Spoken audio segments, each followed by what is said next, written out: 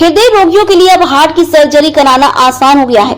Heart जैसी गंभीर बीमारियों में अब ओपन सर्जरी की बजाय रोबोटिक सर्जरी की जा रही है। इस सर्जरी में छोटे छोटे कट लगाकर हार्ट की अलग अलग सर्जरी पूरी सुरक्षा के साथ की जा रही है। इतना ही नहीं, एआई तकनीक का सहयोग लेकर अब इस सर्जरी को और ज्यादा आसान बनाया जा रहा है। HCMCT मणिपाल हॉस्पिटल द्वारका के प्रसिद्ध सर्जन डॉक्टर युगल किशोर मिश्रा ने बताया कि वर्तमान समय में वह एआई और रोबोटिक सर्जरी से मीलों दूर रहकर भी सफलता पूर्वक सर्जरी करने में सक्षम है।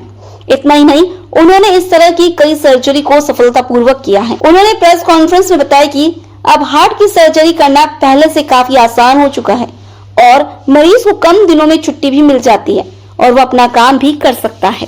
Doctor Mishra, chairman Manipal institute of cardiac sciences, Delhi, आपके सामने आज वो सब चीजें बताने जा रहा हूं जिसकी वजह से हमने हार्ट की सर्जरीज को बहुत आसान कर दिया है। अब हम हार्ट सर्जरी के लिए सामने 12 इंच का कट नहीं लगाते, उसके जगह पर हम 2 या 3 या 4 इंच का कट साइड में लगाते हैं बिना हड्डी को काटे। हार्ट के अंदर जो प्रॉब्लम्स है, चाहे वो वाल्व का हो, चाहे वो बाईपास सर्जरी हो, चाहे हार्ट के अंदर होल की बात हो, उन्हें हम सब कुछ इस छोटे से कट से कर पाते हैं। हम रोबोट का भी उपयोग करते हैं, जहां पर कि रोबोट के द्वारा हम हार्ट के वाल्व्स को रिपेयर कर देते हैं, बदल देते हैं।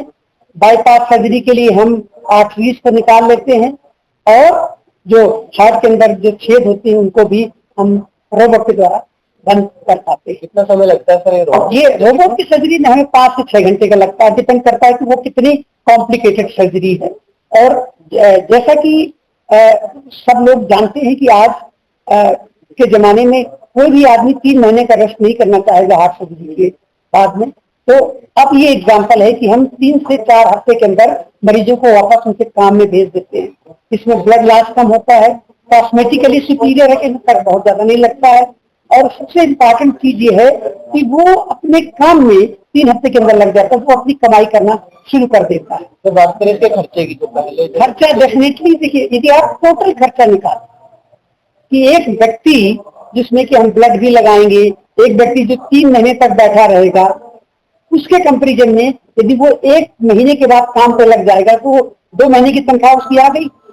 इनिशियली जब हम यूज करते हैं तो ये करीब इसमें 20 से 30% खर्चा ज्यादा लगता है, लेकिन गेन इससे कई ज्यादा गुना हो गया ना, पेन कम हो गया, काम हो जल्दी। बात करें अमाउंट की तो कितना अमाउंट तो अलग अलग उसका डिपेंड करता है, अलग अलग हॉस्पिटल से लगता है। हम वो चीज हमें यहाँ नहीं डिस्कस करना चाहिए। मैं कहूँगा कि जो एक हम कन्वेंशनल हार्ट सर्जरी करते हैं ना, उससे हम 20% एक्स्ट्रा। सर रोबोटिक सर्जरी का जो रिजल्ट है वो कितना परसेंट है? और एक जो रोबोटिक सर्जरी पर से है उसका रिजल्ट वही होना चाहिए जो हम ओपन हार्ट सर्जरी में करते हैं, तभी हमें रोबोटिक सर्जरी करना चाहिए। यदि रिजल्ट इंफीरियर है तो डेफिनेटली हमें रोबोटिक सर्जरी नहीं करनी चाहिए। एआई का कितना सहयोग सर? अब एआई का सहयोग जो बेसिकली मेडिकल साइंस में है वो डायग्नोस्टिक में है। अगले 2 साल के या 3 साल के अंदर ये जो एआई है इसका यूज ट्रीटमेंट में आएगा। वो कैसे आएगा?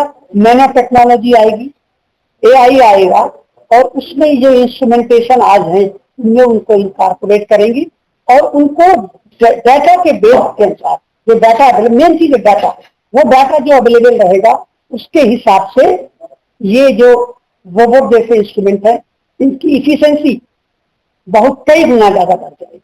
टाइम जो अभी 4, 5, 6 घंटे लग रहा है हो सकता है कि वो 2 घंटे लगे, 1.5 घंटे लगे, तो उस टाइम में भी कटौती होगी, एफिशिएंसी बेटर होगी, और इंस्ट्रूमेंटेशन अभी कितना बड़ा है उसमें भी मिनिएचराइजेशन, ये सारे एडवांटेजेस फ्यूचर में चिन्हित हैं तब जो कि होने